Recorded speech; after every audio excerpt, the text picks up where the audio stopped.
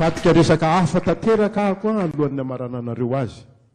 Barea ho any amin'ny kanina 724.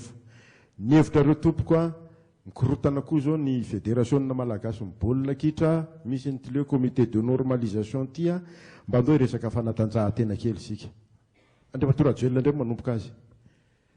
Ya, za dia anisan'ny makafy ny resaka fanatanjahantena ary anampy ny atleta malagasy mba hitondra avo de avo ny ohatrany raisisika angambany tsika tsy ato fa any amin'ny mitsininy fa tsy ato angambany. Tsisy miteny tsisy eko, tsisy miteny tsony eko. Alefaso e. Manjary miperturbe an'le anina koa nge raha vao mananiny.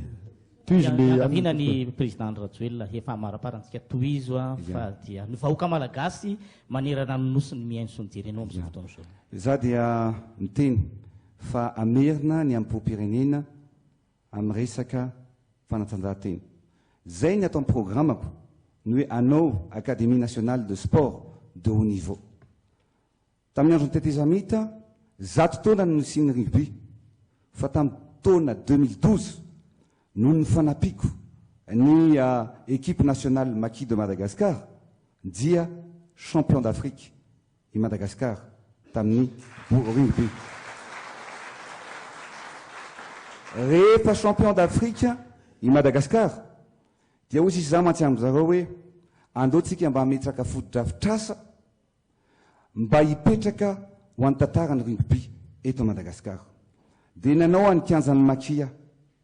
Io kianjan'ny maquis io a dia rehefa tonga tao amiko ny kolasy mitondra ny plan dia hozy izy hoe 18 mois io dia vita. Toy za mantsy ny kolasy hoe fa ekipa firy no miasa amin'izany.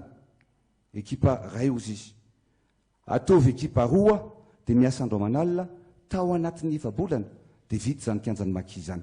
Ny tiako lazaina dia izao anampy ny mpanao fanatanjahantena, anampy ny tanora, anampy ny atleta malagasy ary ny tiako tsindriana farany ny taon'ny kianjan'ny maquis andotam-penaka dia tany izay nalain'ny président Ravalomanana ho an'ny tiako fa naveriko ho an'ny mpanao fanatanjahantena, ho an'ny atleta malagasy. Andriamatora Marc Ravalomanana. Fanatanjahantena Barea. Barea moa tena marina fa ny fanatanjahantena mbola ho resantsika betsaka amin'ny heriny io.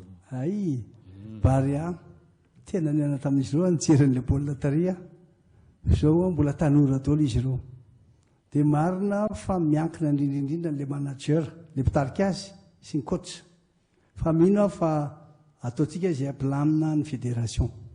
Dia izany zany izay maray aman-dreny ray aman-dreny. Hoezana izay ampilamina ny fédération dia efa milamina ny fédération apelakitsika toanantsika Barea. Zay ihany tena manoana ny Barea. Reny fanontaniana napetraka teo reny moa zany dia fanontaniana avy amin'ny olona tsy afaka manatrika na dia tsy dia tena tao anatin'ny loha hevitra amin'ny farisika tany am-piandohana azy dia isorana reny namaly azy